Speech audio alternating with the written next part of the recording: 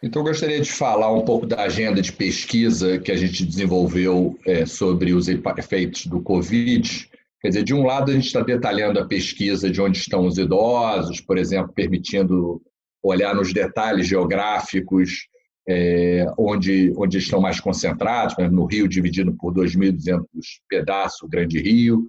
Acho que a praia de Copacabana, de fato, é o lugar onde tem mais idosos, as outras orlas, como de Santistas, de Caraí, etc., concentram os idosos, então permitir esse detalhe local, no sentido de permitir as pessoas fazerem a sua política pública em relação aos seus vizinhos ou seus entes queridos.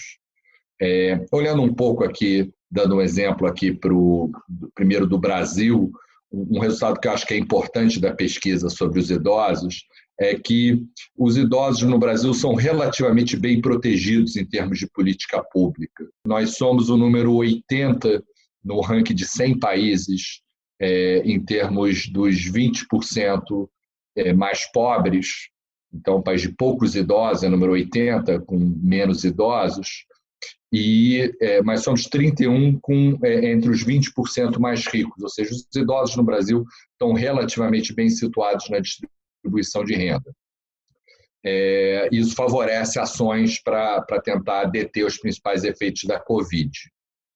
Olhando um pouco para um caso local, o caso do Rio de Janeiro, ele oferece algumas preocupações. Primeiro, o Rio de Janeiro não é só um lugar com uma alta proporção de idosos, que não força ações de distanciamento social, como o Rio de Janeiro tem um grande setor informal, nível quase nordestino, e que aumentou muito nos últimos 5 anos, aumentou 3 vezes mais do que a forte informalização brasileira. Então, e esse setor é um setor que é mais afetado economicamente. Então, o Rio de Janeiro está entre a cruz e a espada.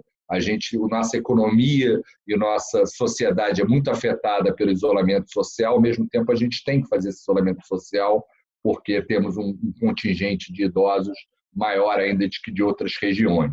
Se a gente olhar assim um pouco a sequência da pesquisa, a gente está olhando agora para quem mora com os idosos, para tentar desenhar políticas de isolamento social.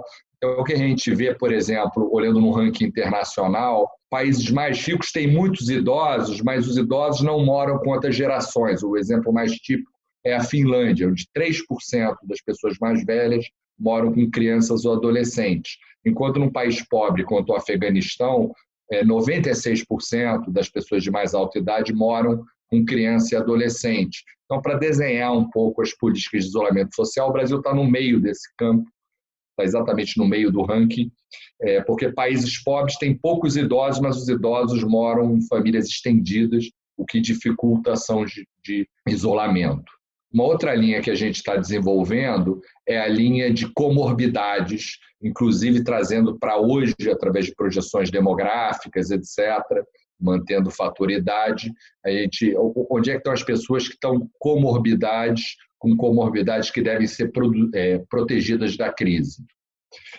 Olhando para o impacto mais de pobreza e desigualdade, que faz parte da nossa tradição no FGV social, já os dados do primeiro trimestre do ano mostram que a renda dos 50% mais pobres, pegando só o comecinho da crise, caiu 6%, enquanto a renda dos 10% mais ricos cresceu 0,8%.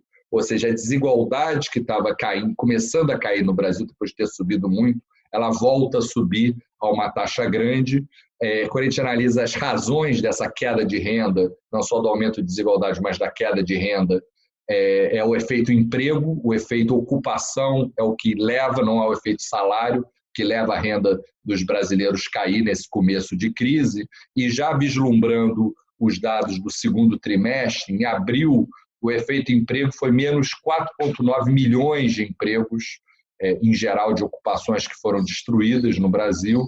Então, mostra que esse efeito vai ser muito mais sério no segundo trimestre. Quando olhar para emprego formal, 860 mil postos de trabalho destruídos. Então, isso, de alguma forma, ele mostra que a crise está apenas no começo. Então, faço um convite a vocês acessarem o site da pesquisa e tentar, através de dispositivos, responder às suas próprias perguntas de interesse.